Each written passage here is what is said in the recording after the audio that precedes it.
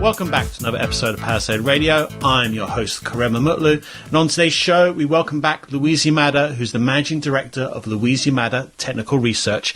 How are you today, Louise? Very well, thank you, Karim, for having me. Let's start by talking about what you look for in an upward bullish trend for a market. Take the S&P 500, for example. Many investors over the last couple of years have been caught off guard thinking that a top had been reached, but yet it has still climbed. So did technical analysis give you some clues as to where this market was headed a few years ago?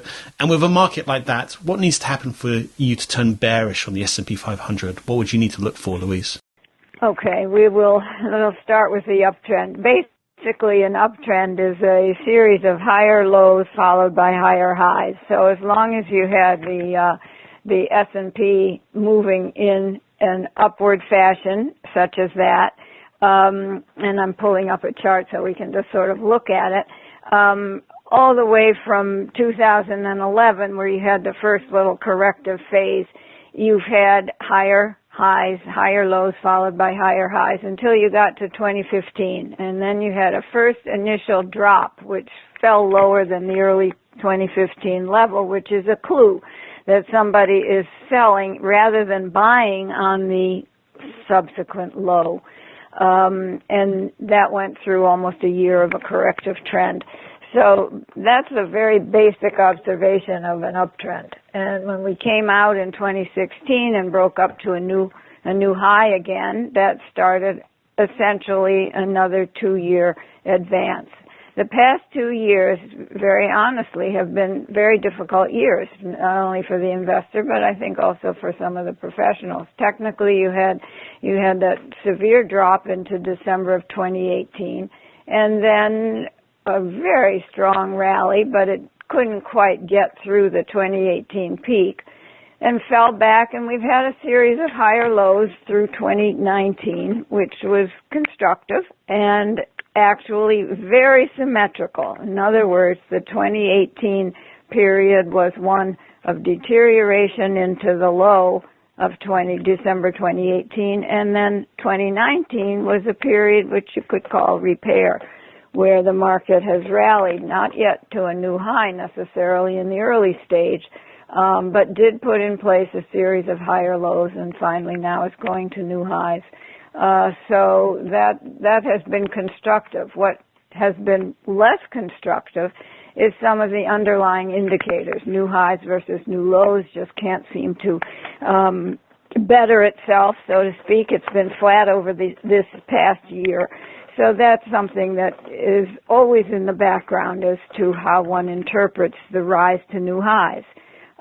So what we look for is that kind of what we call a negative divergence. In other words, are the indicators confirming what's happening with the price? Because in price there is knowledge, but you also want to look at what kind of support that price advance is having. And it has been consistently less attractive all the way from 2009.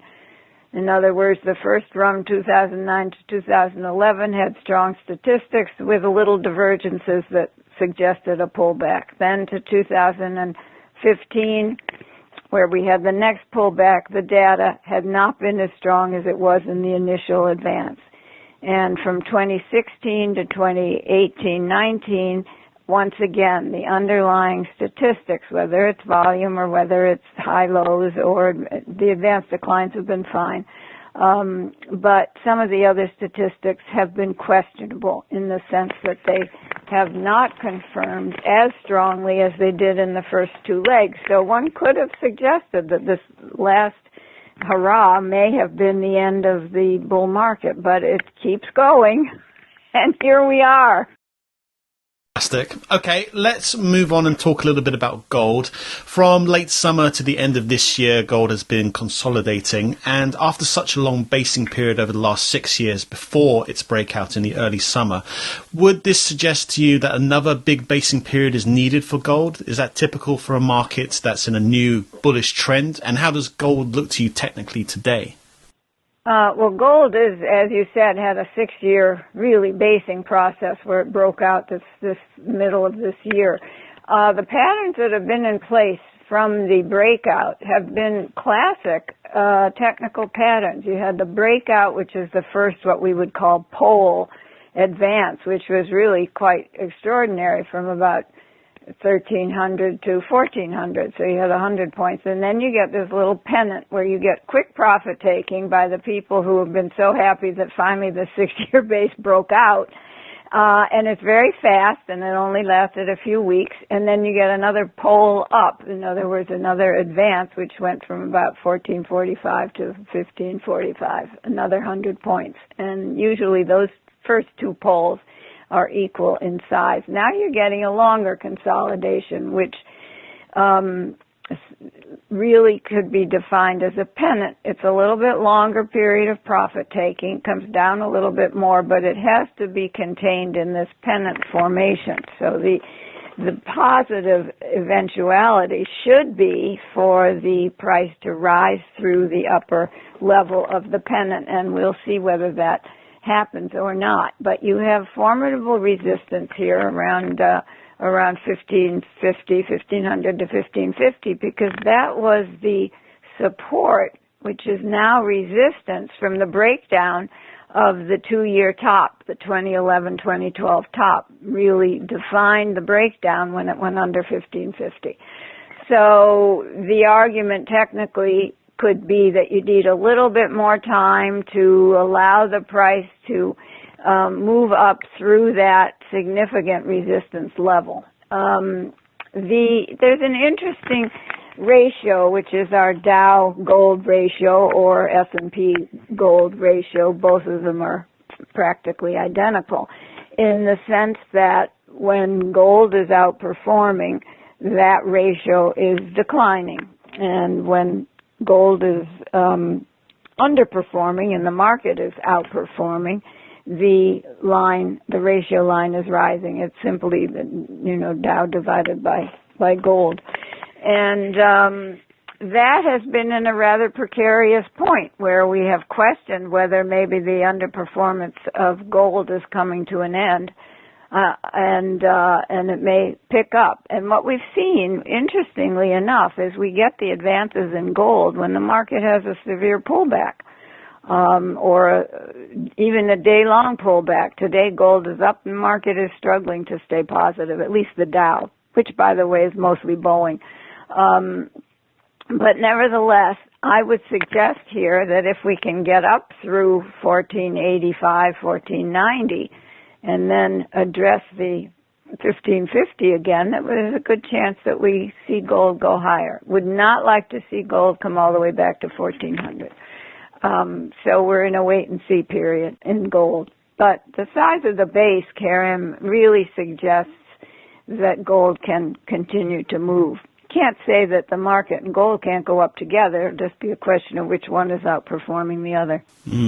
So would you suggest that after gold reaches 1550, would it be straight back up to all-time highs, or would we still need perhaps $1,800 area as another resistance? Or do you? Yes, that would definitely be the next big resistance level. You have a lot of little levels in between, but that's the big one because that's where gold failed 3 times in 2011, 2012. And then, of course, the higher one would be 1900, where it reached the all-time high. But I don't think it's going to go directly there. I think it'll be a normal progression. We'll probably see it move into that area maybe during the next year. Could take time. Before the call, we were talking about you're going to probably be writing and working during the Christmas period, and that got me thinking about being obsessed with the market or having an edge when trading and investing within the markets. So are you still obsessed with them? Are you still have a passion for the analysis? Yes, I think that it's fascinating. I think it's an art as much as it is a science, and certainly you're not right every single moment. But if you can get the big picture correct, you do well. I mean, Alan Shaw was my mentor, and he was an absolutely fabulous technical analyst. And he just had a sense that partly art, partly the statistics that we see in the charts that would lead him to see things happening in advance. And it's exciting. It can be exciting. I think the algorithmic aspect of what's going on in the market makes it, to a certain degree, more difficult. One of the things that we could talk about, which may or may not be algorithmic, but I think everyone is aware that there have been next to no stock splits over the past decade. So you get stocks that are in the Amazon nosebleed territory in terms of price, and Google and whatnot, because they have not split their stocks to allow the small investor to participate, which is why splits occurred. So you had more people buying. So one of the things that's been problematic is that the adage, volume is the weapon of the bull, also has not worked over these decade, possibly decade plus, that there have been so few splits, because volume usually indicated the demand underlying the market. Well, with so many high-priced stocks, the number of stocks also has declined by almost half, according to the New York Stock Exchange.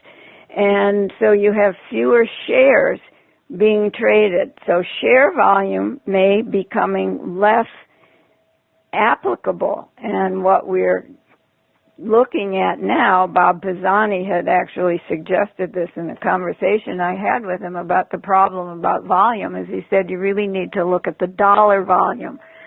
So it's a question of what the dollar price is times the number of shares traded, and then you do all this mathematical calculation, and you get something called dollar volume. So that's a change underlying the market. It has made it a little bit more difficult not having that as easily accessible as share volume, and that means that that particular indicator of share volume has not been speaking to us for a long time. So it's really a question of the weight of the evidence. Not all indicators speak to you all the time. And there's been a great deal of emphasis on the advanced decline line because they're all going to new highs. You know, the market will do well, has done well. But we have had some occasions where the AD line has not given us the 4 to 6 months deterioration prior to a market decline that had been present over most of the bear market events. And I don't just mean structural bear markets, I mean even cyclical bear markets. 2015 was a cyclical bear market. 2011 was a cyclical decline. We've been in a secular or structural bull market since 2009, really. So now we have to start watching carefully for what's happening under the surface. Okay, as we begin to wrap up, Louise, is there anything else you'd like to share with us today? And what markets are you looking at for 2020? No, that's a good question.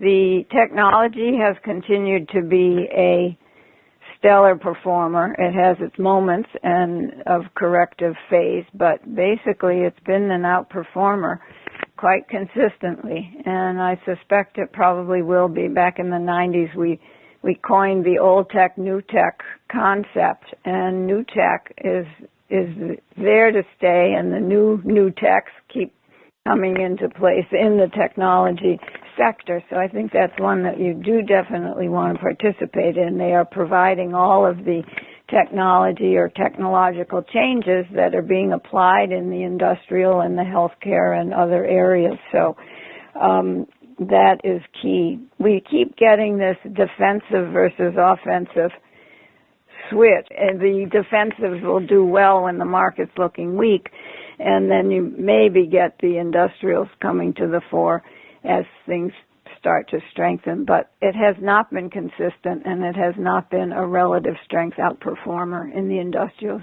Everything we have found within the sectors, you have to pick and choose your stocks. It's much more difficult than just buying the whole shebang. Many thanks for your time again today, Louise, and we'll have you back on the show later in the year. Thank you, Karen.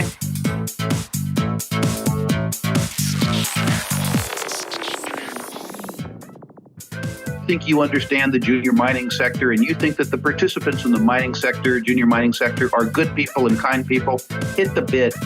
How violent that term could be, it actually could be quite violent. It could be a rip-your-face-off uranium rally. And the world is always going to need raw materials. It's going to need copper and gold and nickel and so forth. Totally destabilized. Hey, Troll, did you hear what's going on in Yemen?